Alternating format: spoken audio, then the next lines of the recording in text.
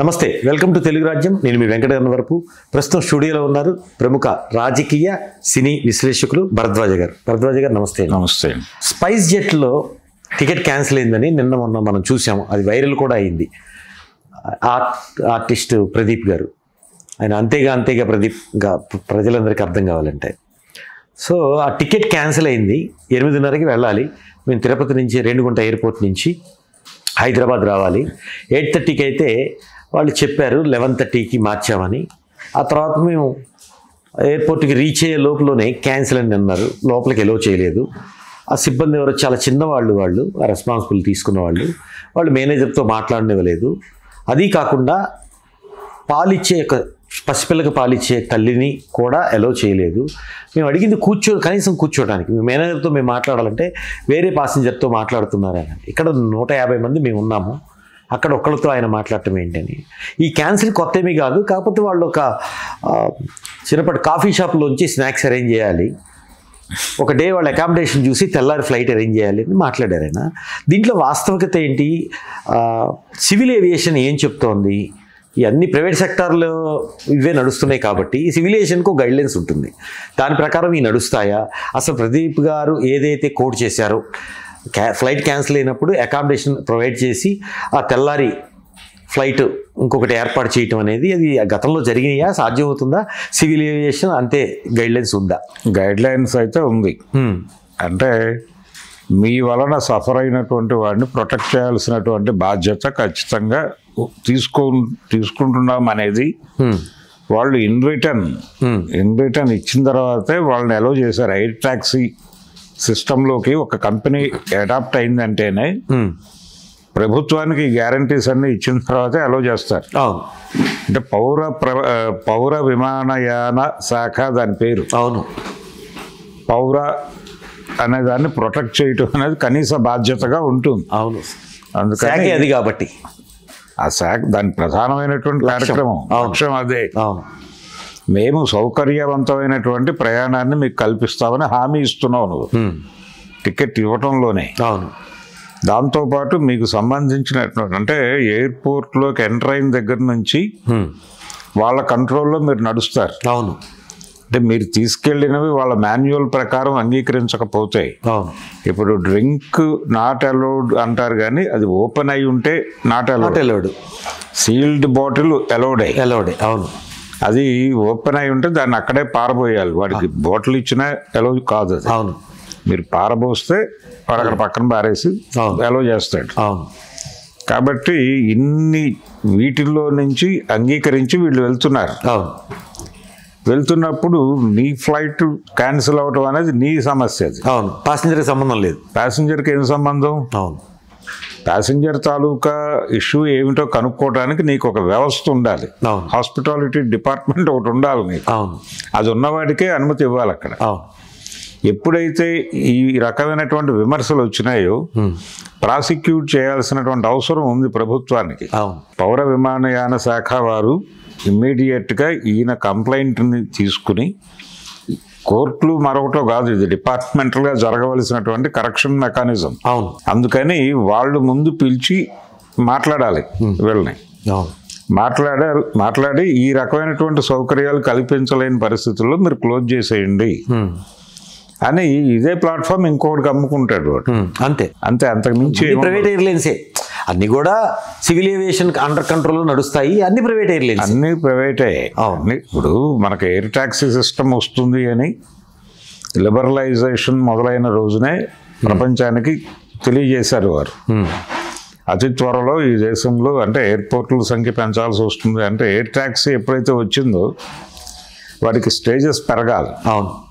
పెరిగితే తప్ప వాడు పెట్టినటువంటి పెట్టుబడికి రిటర్న్స్ రావు. దీంతో పాటు అంటే మీకు బస్సులు వీటికి ఎలాగైతే వీటికి పర్మిషన్లు ఇచ్చేటప్పుడే ప్రతి పర్మిట్ లెటర్లోనూ మేము కస్టమర్ ఫ్రెండ్లీగా ఉంటాము, కస్టమర్ సౌకర్యాలే మాకు ప్రథమ ప్రాధాన్యత అని చెప్పి నువ్వు అష్యూరెన్స్ ఇస్తావు. ఇచ్చిన దాన్ని వైలేట్ చేసినట్టుగానే భావించాలి ఇక్కడ. భావించినప్పుడు మొదట వాళ్ళు క్వశ్చన్ చేసి ప్రాసిక్యూట్ చేసిన తర్వాతే దీన్ని కోర్టుకు తీసుకెళ్ళాలి. ఇది డిపార్ట్మెంటల్ కరెక్షన్ ప్రోగ్రామ్ కూడా ఒకటి దీనిలో ఇన్వాల్వ్ అయి ఉంటుంది. కాబట్టి డిపార్ట్మెంట్ ఎంతవరకు కరెక్ట్ చేస్తుంది? కరెక్ట్ చెయ్యాలి లెక్క మీరు చెప్పింది. ఇది పద్ధతి, అవును, ఇది సిస్టమ్. ఈ సిస్టంలో జరుగుతుందా లేదు వాళ్ళు మేనేజ్ చేస్తున్నారా అంటే ఫైట్ చేయాల్సిన అవసరం అయితే ఖచ్చితంగా ఉంది.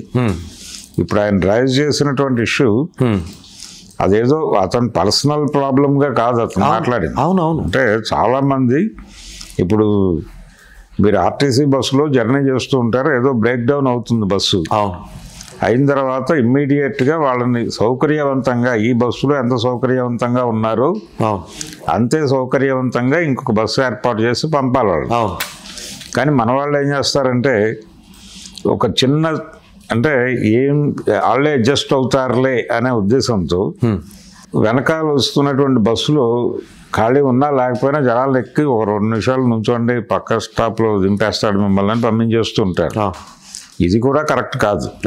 అక్కడ ఎలాగైతే వీళ్ళ ఫ్యామిలీ కనీసం అంటే వాడు కొనుక్కుని తినడానికి కూడా సౌకర్యం లేని ప్రాంతంలో అని పెట్టేసి మీరు ఇక్కడే ఉండాలి అంటే ఎలా యాక్సెప్టబుల్ అది?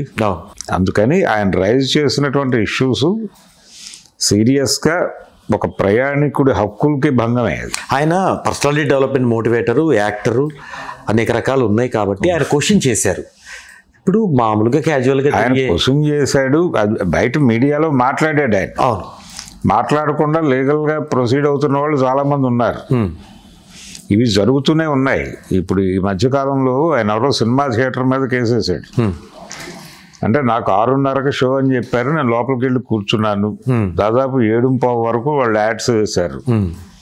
7:20కి సినిమా మొదలైంది. నాకు ఇచ్చిన టికెట్ మీద 6:30కి షో అని ఉంది. కాబట్టి నేను నా షెడ్యూల్ ప్రకారం ఆ 40 నిమిషాలు నేను ముందే బయటకు వచ్చి ఉంటే నేను ఈ పని చేసుకోగలిగేవాడిని. అది చేసుకోకపోవడం వల్ల నాకు జరిగినటువంటి నష్టం ఇది. ఆ నష్టాన్ని నా కంపెనీ కూడా పే చేయాలి నాకు అని పీవీఆర్ వాళ్ళ మీద కేసేసాడు. ఇది కొంచెం చర్చనీయాంశమైంది. మరి ఇంత చిన్న చిన్న విషయాలు కూడా కోర్టుకు ఎక్కుతారా అని మాట్లాడారు. కానీ ఎక్కాలి. ఎందుకంటే కస్టమర్కి మీరు ఒక అష్యూరెన్స్ ఇస్తున్నారు. కస్టమర్స్ అందరినీ మేము ఇలా చూసుకుంటామని ప్రభుత్వానికి బాధ్యత పడుతున్నారు. పడినప్పుడు మీరు ప్రజలకి అనుకూలంగా ఉన్నారా లేదా చెక్ చేయాల్సిన బాధ్యత వారికి ఉంటుంది. ఇక్కడ 2 వైలేషన్స్ ఉన్నాయి ఇతని కేసులో. ఒకటేమో ప్రైవేట్ ఎయిర్వేస్ తాలూకా గొడవ. వాళ్ళని ఈ విమర్శ వచ్చిన తర్వాత కూడా ఇప్పటివరకు ప్రాసిక్యూట్ చేయటమో లేదు, పిలిచి అంటే వాడికి ఒక షోకాజ్ నోటీస్ అయినా జారీ అయిందా అనేది ఇష్యూ. అక్కడ ప్రైవేట్ ఎయిర్లైన్స్ మీద చేయాలి. ఎవరు చేయాలి? అది డిపార్ట్మెంట్ వాళ్ళు చేయాలి. అది జరగలేదంటే అప్పుడు మీరు దాన్ని కూడా కలిపి ఇద్దరిని పార్టీషన్ చేస్తూ కోర్టుకు పోవాలి. కన్జ్యూమర్ కోర్టేనండి అది. కన్జ్యూమర్ కోర్టే. అంత అవగాహన లేని పాసింజర్ ఎలా దీన్ని అధిగమించాలంటే ఏం చేయాలి? ఘర్షణ పడతారు, అక్కడ తిడతారు. అది శాంతి భద్రతల సమస్యగా కూడా మారుతుంది. అసలు మనం అడుగుతుంటేనే అడిగేదాకా రానివ్వరు. ఫస్ట్ ఆయన ఇంకో పాయింట్ రేస్ చేశారు, వ్యాలిడ్ పాయింట్. మేము టైంకి వచ్చాము, 8:30కి వచ్చాము, పోస్ట్ పోన్ అన్నారు 11:30. ఈ లోపల క్యాన్సిల్ అని మెసేజ్ పెట్టారు. డిపార్చర్లోకి స్టార్టింగ్ మనకి మన బోర్డింగ్ పాస్ లేకపోతే మనం బుక్ చేసుకున్న టికెట్, ఆధార్ కార్డు ఉంటేనే సెక్యూరిటీ ఎల్లో లోపలికి చేస్తారు. డిపార్చర్కి సెక్యూరిటీ స్టార్టింగ్ ఎల్లోకి మధ్యలో ఎయిర్లైన్ కంపెనీస్ ఉంటాయి. అక్కడ మనం బోర్డింగ్ పాస్ తీసుకుంటాము. మన బ్యాగేజ్ ఏదైనా ఉంటే అక్కడ ఇస్తాం. అక్కడికి కూడా ఎలో చేయలేదు. మీకు టికెట్ క్యాన్సిల్ అయింది కాబట్టి మేము ఎలో చేయమని అని అన్నారు. తర్వాత వీళ్ళని రిక్వెస్ట్ చేసేసి ఎలాగలో ఎయిర్లైన్స్ కంపెనీ దాకా వెళ్ళారు. ఆ కౌంటర్స్ దగ్గరికి వెళ్ళారు. అక్కడి నుంచి డిపార్చర్లోకి ఎంటర్ చేయలేదు. అసలు ఒకటి షెడ్యూల్ టైం వీళ్ళకి తెలిసినప్పుడు అంటే ఇది పోస్ట్ పోన్ అయింది అన్నప్పుడు వీళ్ళ సౌలభ్యం ఏమిటి అని కనుక్కోవాల్సిన బాధ్యత ఉంటుంది వాళ్ళకి. అవును. అంటే ఇందులో చాలామంది ఒక ప్రయారిటీ దృష్ట్యా అంటే ఆ ప్రయాణం తాలూకా ప్రయారిటీస్ ఉంటాయి. అవును. వాళ్ళ అవసరాలతో లింక్ అయి ఉంటాయి. అక్కడ ఏదో జరిగి ఉంటుంది, ఒక ఇన్సిడెంట్కి ఇమ్మీడియట్గా హాజరు కావడానికి బై రోడ్డు వెళ్ళే అవకాశం ఉన్నప్పటికీ టైం దృష్ట్యా వాళ్ళు ఇది యాప్ చేసుకుంటారు. దీన్ని యాప్ చేసుకున్నారు అంటేనే దాని తాలూకా అవసరం కూడా లింక్ అయి ఉంటుంది. ఆ అవసరం తీర్చే పరిస్థితి ఉందా లేదా అనేది వీళ్ళు వాళ్ళతో మాట్లాడటానికి ఒక హాస్పిటాలిటీ డిపార్ట్మెంట్ ఉండాలి అక్కడ. ఉండి వారు మాట్లాడి ఇది ఇప్పుడు సాధ్యమయ్యే పని కాదు, అన్నప్పుడు వీళ్ళని వేరే మార్గంలోకి మళ్లించడానికి ఏదైనా అవకాశం ఉందా కూడా వాళ్ళ బాధ్యతే. మళ్లించి పంపించాలి వాళ్ళని ప్రయాణం చేయించడం అనేది నీ డ్యూటీ. అంతే. అది సాధ్యం కాని పరిస్థితుల్లో వాళ్ళని సేఫ్గా బయటికి పంపించడం కూడా నీ బాధ్యత. ఏది వాళ్ళ ఛార్జెస్ రిటర్న్ ఇచ్చి ఆల్టర్నేటివ్ ఉండాలి, ఆల్టర్నేటివ్ చూపించాల్సిన బాధ్యత అవన్నీ ఉంటాయి దానిలో. ఏది వీళ్ళు అంటే పౌర విమానయాన సంస్థ నుంచి అనుమతి తీసుకోవడానికి ప్లాట్ఫామ్ నిర్వహిస్తున్నాం మేమని అనుమతి తీసుకోవడానికి అంగీకార పత్రం అని ఒకటి ఉంటుంది అక్కడ. ఇప్పుడు మనకు బోర్డింగ్ పాస్ ఇస్తారు, హార్డ్ కాపీ. జనరల్గా ఇప్పుడు సాఫ్ట్ కాపీలు కూడా వచ్చేస్తున్నాయి. బోర్డింగ్ పాస్కి సపరేట్గా మనకి ఏటీఎం మిషన్స్ లాగా వచ్చేసినాయి. అవును. ఫిజికల్ బోర్డింగ్ పాస్ ఎందుకు తీసుకుంటామంటే బ్యాగేజ్ ఉన్నప్పుడు వాళ్ళు బ్యాగేజ్ కౌంటర్ ఇస్తారు కాబట్టి ఫిజికల్ బోర్డింగ్ పాస్ తీసుకుంటాం. విమానయాన శాఖ కంట్రోల్లో నడుస్తాయి కాబట్టి ప్రైవేట్ ఎయిర్లైన్స్, పౌర విమానయాన శాఖ ఆ బోర్డింగ్ పాస్ వెనకాలే గైడ్లైన్స్ ఇవ్వచ్చు కదా. ప్రైవేట్ ఎయిర్లైన్స్ మీ టికెట్ క్యాన్సిల్ చేస్తే వాళ్ళ బాధ్యత ఇది అని ఎందుకు చేయకూడదు? అంటే అవగాహన లేని పాసింజర్ ఇబ్బంది పడకుండా కొంత ఇబ్బంది అడ్డుకట్ట వేసినట్టు ఉంటుంది కదా. ఖచ్చితంగా అది దాని మీద ముద్రిస్తే ఇలాంటి సమస్య వచ్చినప్పుడు ఇదిగో బాబు ఉంటుంది కదా, ఇదిగో నీ డ్యూటీ ఇది, నువ్వు చేయవలసిన పనిని అడుగుతున్నాను తప్ప నాకు కావలసిన పని కాదు అనేది క్లారిటీ ఇచ్చే అవకాశం ఉంటుంది. అది చెయ్యాలి. ఈ గైడ్లైన్స్ ఏదో పౌర విమాన శాఖకు ఆ ప్రైవేట్ కంపెనీల మధ్య ఉంటుంది, అది బ్రహ్మ పదార్థం లాగా ఉండిపోతుంది పబ్లిక్ తెలియకుండా. అంటే మేము పబ్లిక్ని ప్రొటెక్ట్ చేస్తున్నాము, మేము అంటే సూపర్విజన్ ఉంది, మా సూపర్విజన్లోనే ఇది జరుగుతోంది అనే ముసుగులోనే ఈ కార్యక్రమాలన్నీ జరుగుతున్నాయి. ఇది ఇప్పుడు ఇష్యూ బయటకు వచ్చింది కాబట్టి మాట్లాడుతున్నారు, కానీ చాలా సందర్భాల్లో వాళ్ళు ఈ క్యాన్సిలేషన్ అనేది అక్కడికి వెళ్ళిన తర్వాత క్యాన్సిలేషన్ జరిగినప్పటికీ వాళ్ళు సేఫ్గా వెనక్కి పంపించడం అనేది చాలా చోట్ల జరుగుతోంది. అన్ని చోట్ల ఈ వయలేషన్ జరగటం లేదు. కొన్ని సందర్భాల్లో ప్రముఖ ఈ కంపెనీ మీద ఇది చాలాసార్లు జరిగింది, ఇది కొత్త ఏం కాదు. మరీ ముఖ్యంగా స్పైస్ జెట్ అనే ఆయన ప్రకటించారు, మాట్లాడారు ప్రదీప్ గారు. ఒక రకంగా నేను కొన్ని సందర్భాల్లో నేను బాధితుండే. క్యాన్సిలేషన్ జరుగుతుంది, వాడు ప్రయర్ ఇంటిమేట్ చేసి మంచిదే. లేదు లోపలికి ఎంటర్ అయిపోయి లాస్ట్ స్టేజ్లో కూడా అది ఫెయిల్ అయినప్పుడు వీళ్ళకి ఆల్టర్నేటివ్ అయినా చూపించాలి, లేదు సేఫ్గా బయటకైనా పంపించాలి. ఈ రెండు అంటే బయట పంపించడం అంటే వాడికి ఆల్టర్నేటివ్ ఏర్పాటు చేసుకోవటానికి, వాడు ఇక్కడికి రావడానికి ఒక ఖర్చు పెట్టి ఉంటాడుగా. అవును. నీ ఎయిర్పోర్ట్ నీ ప్లాట్ఫామ్ మీదకి చేరటానికి అవును, అది కూడా కాంపన్సేట్ చేయాల్సి ఉంటుంది. 25 కిలోమీటర్లు తక్కువ అంటే రమారమి ఏదైనా ఒక సిటీ నుంచి 20-25 కిలోమీటర్లు తక్కువ ఏది ఉండదు. అది సో ఈ నష్టాన్ని కూడా భర్తీ చేయాల్సిన బాధ్యత వాళ్ళకు ఉంటుంది. ఇది జనరల్గా ఎవరు పట్టించుకోవడం, అసలు బయటకు పంపిస్తే చాలా డబ్బులు తిరిగి అకౌంట్లో పడితే చాలా అనుకుంటారు. కానీ క్వశ్చన్ చేయాల్సిన విషయం ఏంటంటే ఈ జర్నీని కూడా కన్సిడర్ చేయాలి, ఈ టైంని కన్సిడర్ చేయాలి. నీ వలన నష్టపోతున్నటువంటి టైంని కూడా కన్సిడర్ చేసి ఈయన కన్జ్యూమర్ కోర్టుకి వెళ్ళినా అక్కడ జడ్జిమెంట్ వచ్చిన తర్వాత దాని మీద తిరిగి ఛాలెంజ్ చేయొచ్చు ఆయన. కానీ ఒక సీరియస్ ఫైట్ ఇవ్వాల్సిన అవసరం అయితే ఉంది. ఎయిర్ ట్యాక్సీ సిస్టమ్ అనేది చాలా సఫర్ చేస్తుంది జనాలని అనేది ఆల్రెడీ రకరకాల ఆర్టికల్స్ వచ్చున్నాయి వీటి మీద. ఎయిర్ ట్యాక్సీ సిస్టమ్ 91 తర్వాతే కదా వచ్చాయి. 91లో మొదలైంది. 91 కంటే ముందు ఎయిర్ ఇండియానే నడిపింది. అవును కదా. ఎయిర్ ఇండియా నడిపేటప్పుడు మీకు అవగాహన ఉండే ఉంటుంది. ఇలా క్యాన్సిలేషన్ అయినప్పుడు హాస్పిటాలిటీ వాళ్ళు ప్రొవైడ్ చేసేవాళ్ళు కదా. ప్రొవైడ్ చేసేవాళ్ళు. అంటే అప్పుడు ఎయిర్ ట్రాఫిక్ కూడా తక్కువ ఉండేది. వాళ్ళకున్న సౌలభ్యంలో వాళ్ళు ఈ ఏర్పాట్లు చేసేవాళ్ళు, ఇంటి దగ్గర దింపేవాళ్ళు వాళ్ళ వెహికల్లో. ఆ ఇది ఉండేది. కానీ ఇదే విషయం ఇంటర్నేషనల్ ప్యాసింజర్కి మాత్రం ప్రొవైడ్ చేస్తున్నారు. చేయాలి కదా, అది బాధ్యత. అది అంటే నేను చెప్పింది అదే.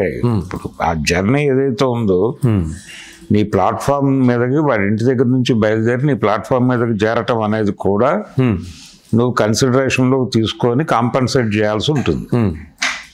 డెస్టినేషన్ అరైవల్ పాయింట్ దాకా వీళ్ళదే బాధ్యత. అంతే కదా. డెఫినెట్గా వాళ్ళదే బాధ్యత.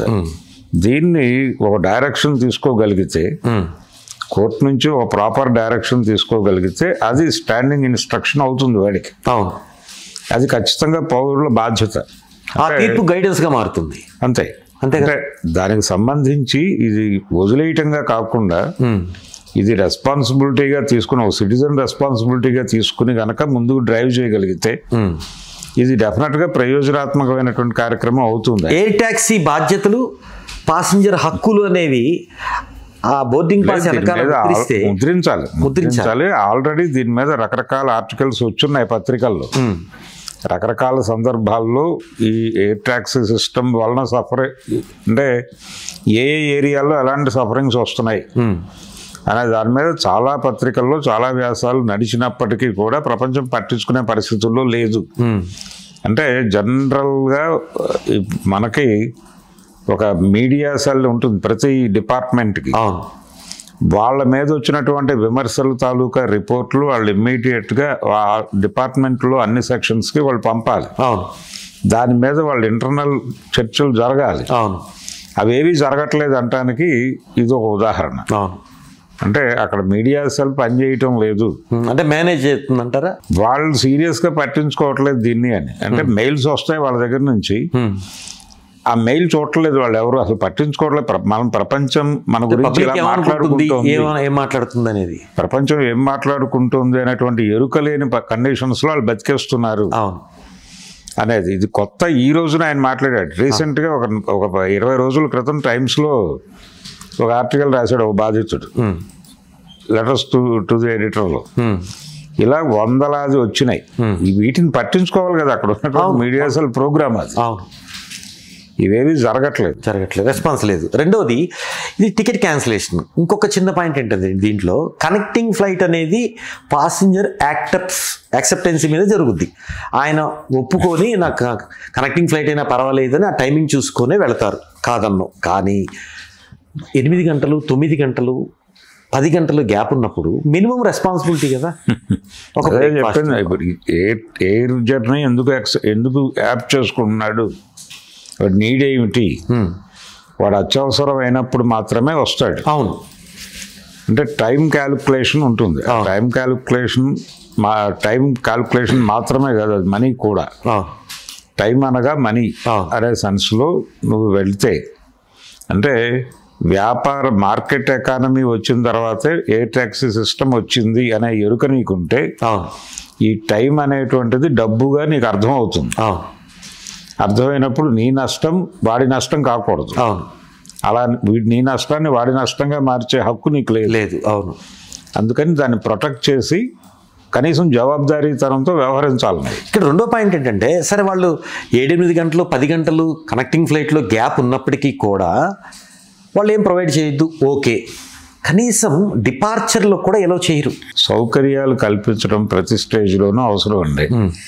ఇప్పుడు మీకు ఆ బ్యాగేజ్ దగ్గర కూడా చాలా ప్రైవేట్ ఎయిర్వేస్ దగ్గర అంటే జనరల్గా పాత రోజుల్లో ఎలా ఉండేదంటే సీటింగ్ అరేంజ్మెంట్ ఉండేది. సీటింగ్ అరేంజ్మెంట్ ఉండి ఒక ఇండివిజువల్ క్లియరెన్స్ అయిన తర్వాతే రెండో ఇండివిజువల్ ఎంటర్ అయ్యేవాడు. కానీ ఇప్పుడు పరిస్థితి ఎలా అయిందంటే పాత రోజుల్లో సినిమా క్యూ లైన్లో పెట్టినట్టు పెడుతున్నారు. రౌండ్గా పెట్టేసి అందులో వదిలేస్తున్నారు వాళ్ళని. అంటే టీటీడీ రూముల్లోకి వదిలినట్టు అక్కడ నిలబడి ఉండటమే. అయితే ఇక్కడ ఇంకోటి ఉంది సమస్య, మీరు చెప్పారు వాళ్ళకి వయసా లేకపోతే వాడి పరిస్థితి ఏమిటి అంటే, వాడు ఒక ప్రొవిజన్ ఇస్తాడు, ఒక వీల్ చైర్ ప్రొవిజన్ ఇస్తాడు. ఆ వీల్ చైర్ ప్రొవిజన్ కూడా దానికి చార్జబుల్. అది ఈ వీల్ చైర్ ప్రొవిజన్ అందరూ వాడుకోగలరా లేదు అనేది సాధ్యం కాని వ్యవహారం. కాబట్టి ఆ క్యూ లైన్లో అలా నిలబడి అక్కడ ఏదైనా ఇష్యూ రైజ్ అయితే, అంటే ఆ బ్యాగేజ్ తాలూకా వ్యవహారంలో అక్కడేదో అభ్యంతరాలు వ్యక్తమైతే డిలే అవుతుంది. ఆ భారం మిగిలిన వాళ్ళందరి మీద పడుతుంది. ఇప్పుడు మనకి కాక్పిట్లో నుంచి పైలట్ చెప్తారు కన్వేర్ బెల్ట్ నెంబర్, దిగుతాము, లోపలికి మనం లగేజ్ తీసుకెళ్తే మీరు చెప్పినట్టు ఆ రౌండ్ బెల్ట్లో కన్వేర్ బెల్ట్లో అక్కడ నిలబడతాం. అక్కడ ఎవరు వాళ్ళకి సంబంధించిన ఎయిర్లైన్స్కి సంబంధించిన వాళ్ళు ఎవరు ఉండరు. ఎవరి బ్యాగ్ వాళ్ళు తీసుకోవటమే. ఇలాంటి సందర్భాల్లో భరద్వాజ గారి బ్యాగ్ వెంకట తీసుకున్నా అడిగే దిక్కు లేదు.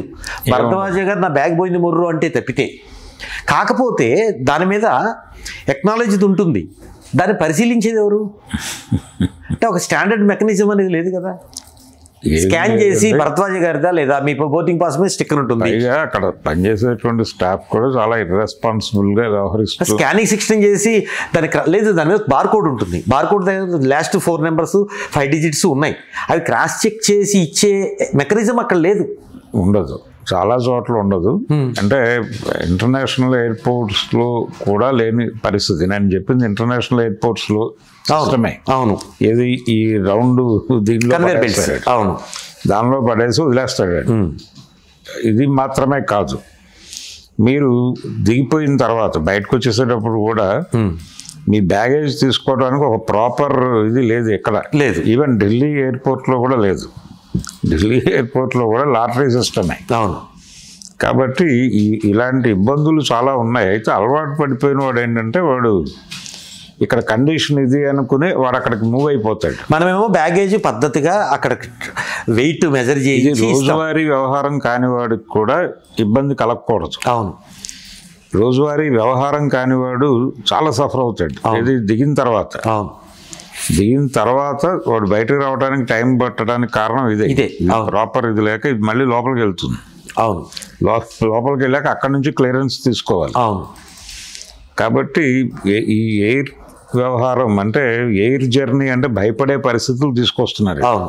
ఇంకొకటి లగేజ్ కూడా ఒక్కొక్క ఎయిర్లైన్స్ ఒక్కొక్క గైడెన్స్ ఉంది. కొంతమంది 15 kgs ఒక బ్యాగ్ యాక్సెప్ట్ చేస్తారు. కొన్ని ఎయిర్ ట్యాక్సీస్ కొన్ని సంస్థలు 2 కూడా యాక్సెప్ట్ చేస్తారు. అదేంటి గైడెన్స్ అనేది? సివిల్ ఏవియేషన్ గవర్నమెంట్ ప్రకారం జరగాల, ఎయిర్ ట్యాక్సీ అంటే వీడి కెపాసిటీస్, వీడి సామర్థ్యత దీని మీద ఆధారపడి ఉంటుంది. అది దానికి సంబంధించి కొన్ని ఇవి తీసుకోవచ్చు. వీడు తీసుకొని నేను ఎంతే అలౌ చేయగలను అని చెప్పి అక్కడ కన్విన్స్ చేసుకుని దాన్ని ప్రపంచానికి తెలియజేసి అలా ముందుకెళ్ళేటువంటి సంస్థలు కొన్ని ఉన్నాయి.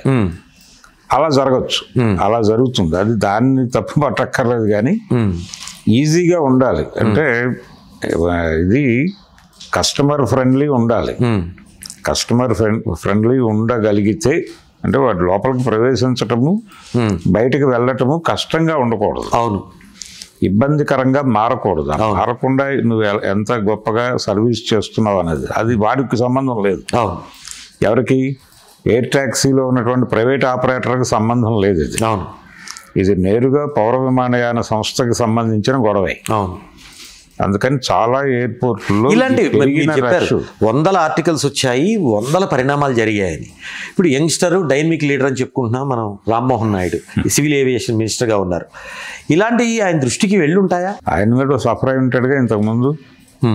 ఆయన మంత్రి కాకముందు కొన్ని వందల సార్లు ఢిల్లీ తిరిగి ఉంటాడు కదా. అవును, ఢిల్లీ ఎయిర్పోర్ట్ అనుభవమే చెప్తున్నాను. అంటే ఆయన మొదటి నుంచి కూడా పార్లమెంటు సభ్యుడిగా పేజ్ 3 సెలబ్రిటీ. సో ఈ సెలబ్రిటీ అయినప్పుడు అంటే రోజువారీ ట్రావెల్ చేసేవాడు కొంత దాని మీద ఉన్నటువంటి దీని రీత్యా వెళ్ళిపోయి వాడు తెచ్చేసుకుంటాడు. ఈ టైంలో ఫస్ట్ టైం జర్నీ చేసినప్పుడు ఒక ఎక్స్పీరియన్స్ రికార్డ్ అయి ఉంటుంది కదా బ్రెయిన్లో. అవును, అది జరుగుతోందా లేదా అనేది ఆయన ఆ శాఖలోకి వచ్చిన తర్వాత చెక్ చేసుకోవాల్సిన పరిస్థితి. అవును, వారు మంత్రి అయిన తర్వాత కూడా నేను వెళ్ళాను ఢిల్లీకి. ఏం మార్పు ఏం లేదు అక్కడ, యాక్టివిటీస్లో మార్పు లేదు, ఏం మార్పు లేదు. మీరు ఢిల్లీ ఎయిర్పోర్ట్లో ఇక్కడ మీరు లోపలికి వెళ్ళటం ఎంత కష్టమో అక్కడ బయటకు రావడం కూడా అంతే తలకాయ నొప్పి. ఢిల్లీ ఎయిర్పోర్ట్ అంటే మిగిలిన ఎయిర్పోర్ట్లన్నిటికీ అక్కడ కొంచెం రకరకాల దీనిలో నుంచి రావాలి బయటికి. పతాక శీర్షికల్లో రాజకీయ నాయకులు, ముఖ్యంగా సివిల్ ఏవియేషన్ డిపార్ట్మెంటు తాలూకా మంత్రి మాట్లాడుతున్నారు. సామాన్య ప్రజలకు కూడా అందుబాటులోకి తేవాలనే ప్రయత్నాలని చెప్తున్నారు. 1000 కోట్ల అభివృద్ధి పథకాలు అనే పేరుతో ఎయిర్పోర్ట్లు ఏర్పాటు చేస్తున్నారు, శంకుస్థాపనలు చేస్తున్నారు, ఎయిర్పోర్ట్లు నిర్మిస్తున్నారు. కానీ దీంట్లో ప్రయాణికుడికి సౌలభ్యం, సహకారం లేనప్పుడు ఎందుకు? అదే ప్రధానం, అదే కావాలి అసలు. దానికి ఇవ్వాల్సిన ప్రాధాన్యత ఇవ్వడం లేదు. కస్టమర్ ఫ్రెండ్లీ, యూజర్ ఫ్రెండ్లీ ఉండాలి ఏ వ్యవస్థ అయినా. సెక్యూరిటీ రీజన్స్ అనే పేరుతో మీకు ఢిల్లీ ఎయిర్పోర్ట్లో టార్చర్కి కారణం సెక్యూరిటీ రీజన్స్. సెక్యూరిటీ రీజన్స్ అనే పేరుతో ప్రతి ఒక్కరిని సఫర్ చేస్తారు. సఫర్ చేసి ఎండ్ రిజల్ట్ ఏంటంటే దాదాపు దిగిన తర్వాత వాడు రోడ్డు మీదకి చేరటానికి కనీసం 45 minutes పడుతుంది, వాడి జర్నీ టైం పడుతుంది. ఇలాంటి పరిస్థితులను కొంత మార్చాలి. అలాగే దీనిలో సేఫ్టీ రిస్క్ ఉంది. మీకు ఈ మధ్య జరిగినటువంటి అహ్మదాబాద్ ఇన్సిడెంట్ చూసాం కదా మనం. అక్కడ జరిగినటువంటి ఫ్లైట్ యాక్సిడెంట్, ఇలాంటివి టెర్రరైజ్ చేస్తున్నాయిగా జనాల్ని. ఇంత అంటే ఈ భద్రతను కూడా ఛాలెంజ్ చేసి మేము వచ్చి మీ విమానం ఎక్కడానికి వచ్చాం, వచ్చిన వాళ్ళని కనీసం మర్యాదగా చూసుకోకపోతే ఎలా అని అడుగుతున్నాడు ఆయన ప్రదీప్. కాబట్టి ఇది కేవలం ఆయన ఒకటి ఇష్యూ కాదు. విమానాలు అనేవి మన జీవితంలో గతంలో ఉన్నట్టు లేవు. 90లకు ముందు విమానయానం వేరు, ఇప్పటి విమానయానం వేరు. 90ల తర్వాత ఇది సీరియస్గా పెరిగింది, ఎయిర్ ట్రాఫిక్ పెరిగింది. ఈ పెరిగిన ఎయిర్ ట్రాఫిక్ని అలాగే ఈ సెక్యూరిటీకి సంబంధించినటువంటి సమస్యలు కూడా పెరిగినాయి. దాన్ని నేను కాదంటలా. ఈ రెండింటిని బ్యాలెన్స్ చేస్తూ కస్టమర్ ఫ్రెండ్లీగా నడపడంలో మాత్రం ఖచ్చితమైన ఫెయిల్యూర్ ఉంది. ఇలాంటివి కేవలం కన్జ్యూమర్ కోర్టులకి వెళ్ళి మాత్రమే కాదు, బయట సమాజంలో కూడా దీనికి సంబంధించినటువంటి ఒక విమర్శ కార్యక్రమం రెగ్యులర్గా జరగాలి. ఇదే విషయంలో కస్టమర్ మీట్స్ జరగాలి. కస్టమర్ మీట్స్ జరగాలి. దీన్ని ఇదంతా కూడా అనార్గనైజ్డ్ వ్యవహారం కాబట్టి మనం ఏం చేసినా చెల్లుతుంది అన్న మూడ్లో ఉంటున్నారు వాళ్ళు.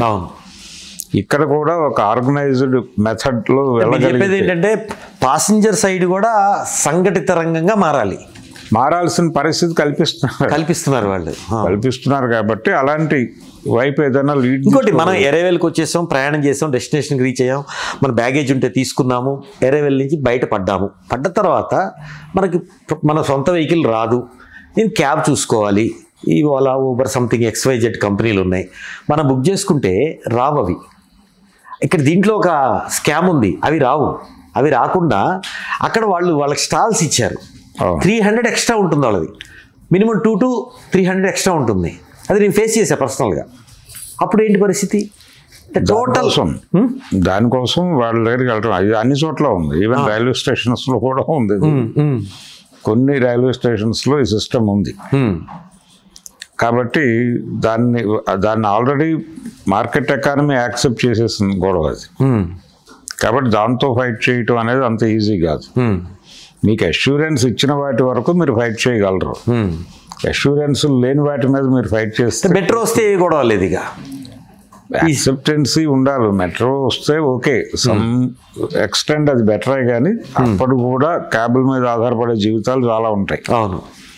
రైల్వే స్టేషన్స్లో జరుగుతుంది అది ఆల్రెడీ ఒక స్టేజ్లో.